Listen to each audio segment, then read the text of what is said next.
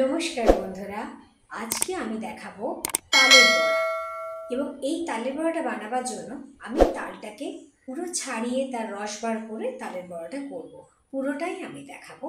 একটাই অনুরোধ আপনাদের কাছে, যদি ভিডিওটা ভালো লাগে চ্যানেলটা প্লিজ সাবস্ক্রাইব করবেন। আর আপনাদের লাইক কমেন্ট সত্যিই খুব উৎসাহ দেয়। তাহলে শুরু করি আজকের রেসিপি। তালের রস বার করার আগে তালটাকে আমি এভাবে 2-3 বার ধুয়ে নিচ্ছি। প্রথমে তালের মাথাটাকে আমি খুলে ফেলছি। এবার আমি তালের খোসাটাকে ছাড়িয়ে নিচ্ছি। এই তালটা থেকে 3টে আটি বেরিয়েছে। তালটা খুবই রসালো আর নরম, তাই আলাদা করে জলে ভিজিয়ে রাখছি না আটিগুলোকে। একটা ফুটো থালা বাটির উপরে বসিয়ে নিলাম। এক একটা আটি বেশ কিছুক্ষণ ধরে তালের আটিগুলোকে ভালোভাবে ঘষে রসটা বার করে নিতে হবে। তালের আটিটা ঘষতে ঘষতে মাঝে মাঝে ফুটো থালার পেছন দিক থেকে তালের কাতরা কেকে নিচ্ছি। আরেক রকম ভাবেও আমি দেখাচ্ছি, ঘরে আমাদের যে ঘষানিটা থাকে, যাতে আমরা আদা পেঁয়াজ এসব ঘষি রোজ, সেটা দিয়েও আপনারা তালের এই রসটা বার করতে পারেন আটিটা ঘষে। কিছুক্ষণ পর আবার আগের মতোই ঘষানিটা উল্টে নেবেন, নিয়ে কাতরাকে কেকে নেবেন। তালের বাকি আটিগুলো আমি ঘষে নিচ্ছি। এই ফুটো থালাতেই আপনাদের আমি দুরকম ভাবেই দেখালাম। তালের রস বা কাতরা এবার ছাঁকনির উপরে দিলাম, আর ভালো করে এরকম নাড়িয়ে নাড়িয়ে জিনিসটা ছেঁকে নিচ্ছি।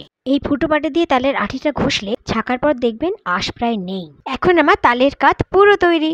এবার আমি তালের কাতটা ঢাকা দিয়ে রেখে বড়ার উপকরণগুলো গুছিয়ে নিচ্ছি। তালের বড়ার ব্যাটারটা বানাবার আগে আলাদা একটা বাটিতে 1/2 কাপ সুজি নিলাম, আর সুজিটা পুরো ভেজানোর মতো জল নিলাম। সুজিটা 20 মিনিট ভিজবে। একটা গোটা তাল থেকে 2 কাপ রস বেরিয়েছে, পুরোটাই নিলাম। 5টা কাঁঠালি কলা নিয়েছি আলাদা একটা বাটিতে। এবার কলাগুলোকে ভালো করে চটকে নিচ্ছি। কলাগুলো চটকানোর পরে এই 2 কাপ তালের রসটা পুরো দিয়ে দিচ্ছি। এবার এতে 1 কাপ ময়দা দিলাম। সুজিটা 20 মিনিট পরে ফুলে উঠেছে। এবার এই 1/2 কাপ সুজিটা এর মধ্যে দিয়ে দিলাম। এবার 1 কাপ নারকেল কোড়া দিয়ে দিলাম।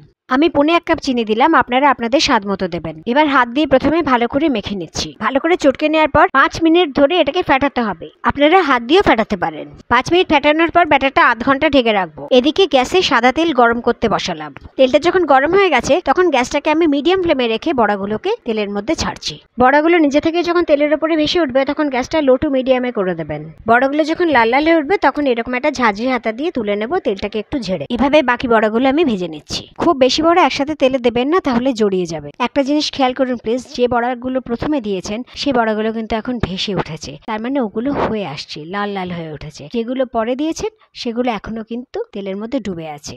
তালের বড়া নিয়মই হচ্ছে তাই, যখন ও হয়ে আসবে ও নিজে থেকেই ভেসে উঠবে। বড়াগুলোর একটা পিঠ হয়ে গেলে ও নিজেই কিন্তু উল্টে যাচ্ছে। খুব হালকা হাতে একটু সময় নিয়ে ভাজতে হবে বড়াগুলো। প্রথমবারের মতোই গ্যাসটাকে লো করে একটা ঝাঁঝরি হাতা দিয়ে তেলটাকে ঝেড়ে তুলে নিচ্ছি বড়াগুলো। এভাবে বাকি বড়াগুলো ভেজে নেব।